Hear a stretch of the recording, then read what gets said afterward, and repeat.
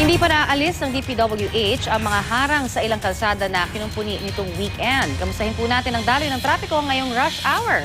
Mula sa North EDSA, may live report si Isay Reyes. Isay, kumusta na? Connie, matinding trapiko nga ang idinulot ng iba't ibang DPWH projects dito ngang weekend sa ating mga motorista. Kaya't ngayong Lunes ng umaga rush hour, ano kaya ang magiging epekto nito sa mga motorista?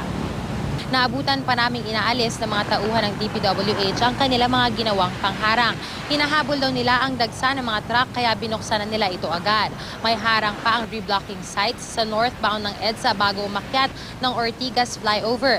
Ganon din itong nasa EDSA northbound malapit sa Trinoma at dito nga sa ating kinatatayuan sa EDSA northbound sa tapat ng bus terminal going to SM North.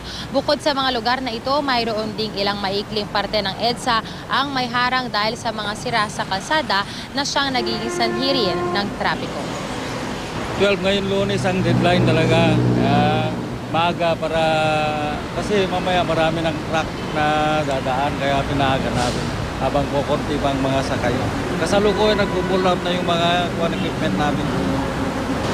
Samantala, Connie, ngayon lamang ay naaktuhan nga natin na sinimulan ng tanggalin ng mga tauhan ng DPWH itong mga harang sa reblocking site dito malapit sa ating kinatatayuan sa may bus terminal. At nang umikot naman tayo doon sa mas mahabang reblocking site sa may SM North, ay unti-unti na rin nilang tinatanggal ang mga harang. Kaya't sa mga oras na ito, maluwag ang trapiko sa ating lugar. Wala pa tayong nararanasan na heavy build-up ng traffic. Connie? Maraming salamat, Isay Reyes.